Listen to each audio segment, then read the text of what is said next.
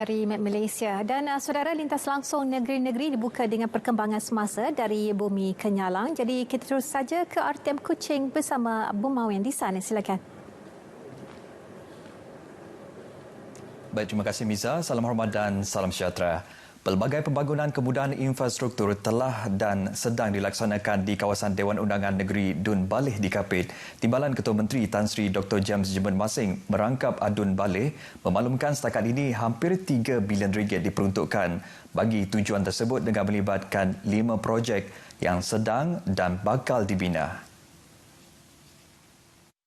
Tan Sri Dr. James mendedahkan antara projek yang sedang dilaksanakan ialah pembinaan Jalan Nangan Mujong 73 km dengan kos 1.2 bilion ringgit, jalan masuk Nangan Sepanggil Tuno bernilai 600 juta ringgit, Jambatan Sungai Merirai 3.9 juta ringgit, manakala Jambatan Batang Baleh, Jambatan Sungai Mujong dan Jambatan Sungai Banyau yang telah siap menelan kos 123 juta ringgit. Sementara itu, ujar beliau, antara projek yang bakal dibina ialah Jalan Rumah Nyamuk, Nanga Serau, Nanga Gad, Sekolah Menengah Kebangsaan Baleh dan Sungai Kain dengan kos 380 juta ringgit akan mula dibina akhir tahun ini. Manakala jalan menuju Tuno iaitu Nanga Mujong, Nanga Tiau atau Tuno pula bernilai 550 juta ringgit telah diluluskan di bawah rancangan Malaysia ke-12. Tan Sri Dr. James yang juga Menteri Infrastruktur dan Pembangunan Pelabuhan mendedahkan perkara ini untuk maklum balas terhadap kenyataan di akhbar tempatan baru-baru ini yang mendakwa beliau gagal membangunkan infrastruktur di kawasan Baleh. Kementerian Pelancongan, Kesenian dan Kebudayaan sedang mengkaji untuk mewartakan beberapa bangunan di sekitar Bandaraya Kuching yang memiliki nilai sejarahnya tersendiri. Menurut Menterinya, Dato' Abdul Karim Rahman Hamzah, ini kerana terdapat beberapa bangunan lama di Kuching yang dilihat berpotensi untuk dikekalkan nilai tradisionalnya. Jelas Dato' Abdul Karim bagi membolehkan sesebuah bangunan itu diwartakan, ia perlu mendapat kebenaran daripada pemilik bangunan. Bangunan itu akan diletakkan di bawah rang undang-undang warisan selepas ia diwarta, iaitu sebarang pengubahsuaian atau naik taraf perlu mendapat kelulusan daripada jawatankuasa yang dilantik. Ke arah itu, kementerian akan mengadakan perbincangan bersama Persatuan Komuniti Pasar Lama Kuching dan juga pemilik bangunan bagi menjelaskan proses pewartaan tersebut.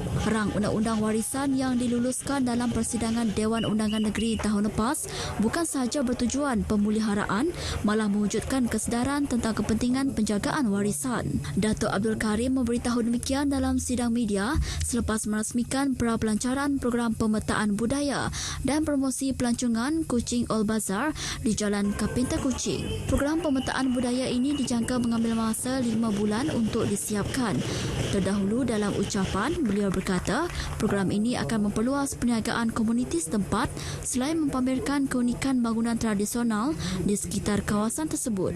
Kuching All Bazaar merupakan salah satu pusat perdagangan pertama di Sarawak dan memiliki nilai sejarah lebih 100 tahun ini yang mempunyai kira-kira 200 buah rumah kedai tradisional termasuk di Kapinta Street. Berada di pusat Bandaraya Kuching, Kuching All Bazaar bersaing dengan pembangunan pesat yang menyaksikan beberapa pengusaha perdagangan tradisional terpaksa menutup perniagaan mereka.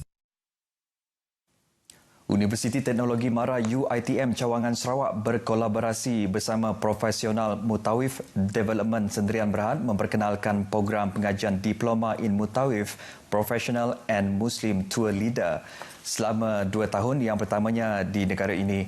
Rektor UiTM Profesor Dato' Dr. Jamil Hamali berkata program itu untuk mengiktiraf profesion mutawif di peringkat pendidikan negara dengan memfokuskan terhadap keperluan industri umrah dan pelancongan Islam di negara ini.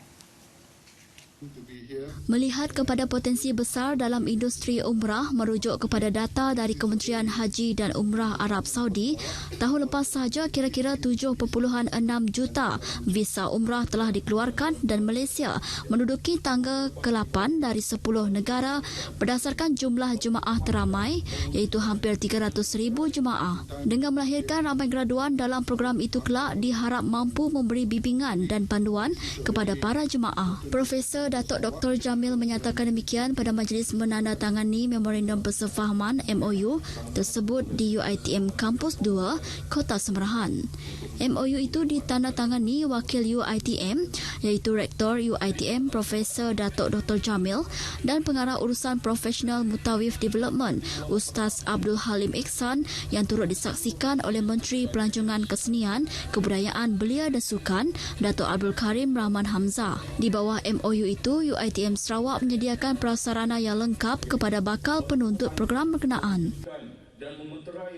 Golongan belia digalak untuk bergiat aktif dalam bidang kebudayaan dan kesenian. Miss Ambassador International Borneo Festival IBF edisi Sarawak 2020, Erika Blabun berkata, menerusi penglibatan ini ia membantu mengetengahkan identiti, budaya dan kaum kepada masyarakat luar.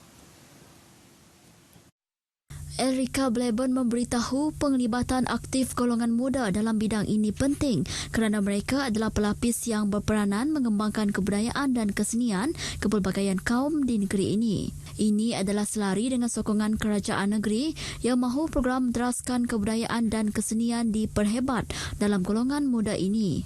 Saya menggalakkan golongan belia di luar sana untuk terus menyertai setiap program, setiap pertandingan yang dijalankan, terutamanya yang lebih kepada kebudayaan kita Sarawak supaya budaya kita tidak lupus di telan zaman. Beliau ditemui pemberita selepas menjadi tetamu Perkhidmatan Bahasa Kayan dan Perkhidmatan Iban Miri FM di RTM Miri. Erika Blabun, penuntut ijazah sarjana muda kejururawatan dengan kepujian di Universiti Malaysia Sarawak, dinobatkan sebagai Miss Ambassador IBF edisi Sarawak 2020 akan mewakili Bumi Kenyalang ke peringkat separuh akhir di Kuala Lumpur yang dijadual diadakan tahun ini.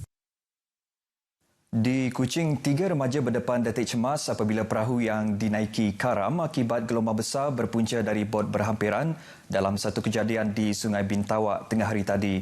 Jabatan Bomba dan Penyelamat Sarawak menerusi kenyataan media memaklumkan ketika kejadian, remaja yang berumur lingkungan 15 hingga 18 tahun itu sedang melakukan aktiviti pemancing. Menurut kenyataan berkenaan, pihaknya menerima panggilan daripada orang awam yang memaklumkan kesemua mangsa telah diselamatkan bot nelayan lain yang kebetulan lalu di kawasan berkenaan. Ketiga-tiga mereka telah dibawa ke tebing Kampung Bintawak oleh nelayan terbabit. Pihak bomba yang telah digerakkan ke lokasi kejadian mengesahkan kesemua mangsa berada dalam keadaan selamat. Baik saudara, sekian berita dari Sarawak. Kita kembali bersama Miza di Angkasa Puri. Silakan Miza. Baik, Buma, langsung dari RTM Kuching. Terima kasih. Polis Sabah mulakan sekatan jalan raya bermula Sabtu ini antara perkembangan semasa dari negeri di bawah